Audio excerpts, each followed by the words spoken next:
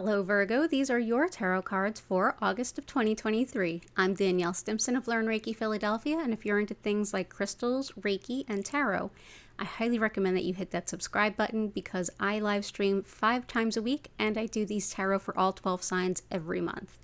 I also recommend that you check out my website, learnreikiphiladelphia.com, to learn more about my live online Reiki certification courses or to schedule your one-on-one tarot reading or distance session.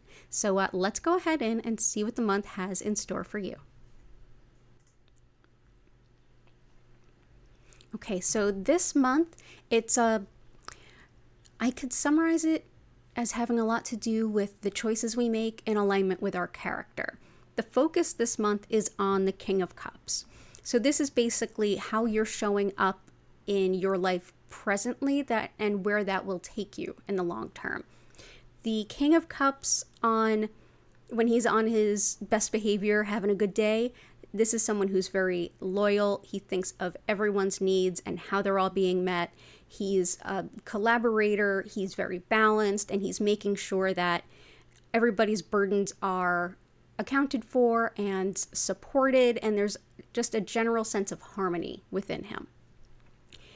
On the worst side or on the worst day, this could be things that we would see and maybe say are even like passive aggressive or things like that. That's things like manipulation. That's things like being a pushover and then blowing up. It's that kind of energy. It's deceit, manipulation, not good qualities. But when he's in the positive, it's a very, very, very good thing.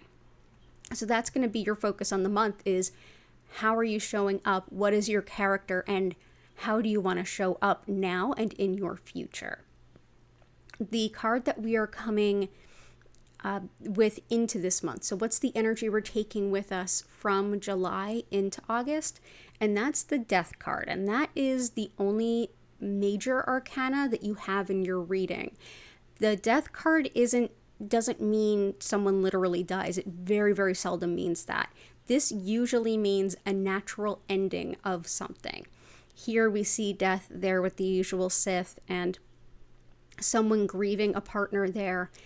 Death is all about the fresh starts, the new beginnings, the leaving something behind, but it's also being that it's a major arcana, this is a big deal something. So it's an opportunity to start new and afresh or start kind of taking steps in a different direction. So we have that at the beginning of the month. So we talked about both sides of that King of Cups, the positive and the negative. So what is the challenge for this month? Challenge for the month is the Seven of Swords. Now, swords are mental and how we think or how we don't think and behave without thought.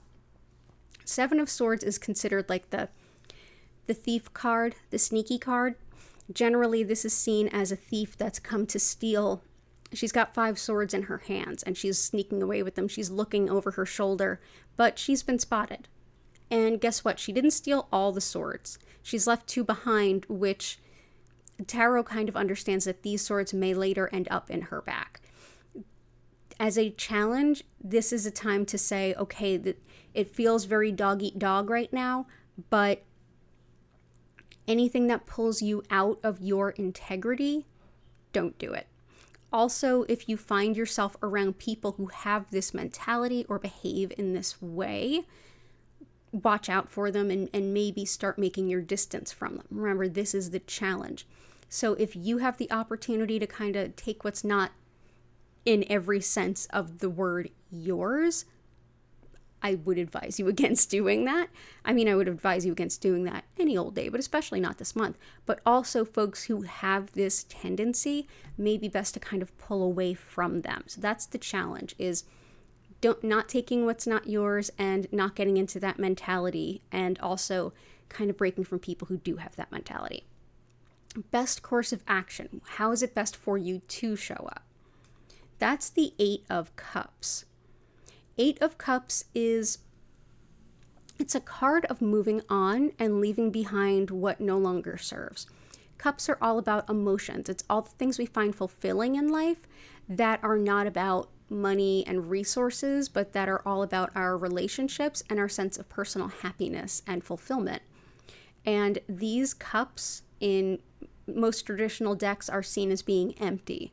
So think of the cups as being your heart. And it's like things that aren't filling your heart, things that have your heart kind of going on empty that you're pouring more into than you take out of on a regular basis, might be a really good time to move on from those things and from those people if that happens to be the case. So don't tango with people with this kind of mentality.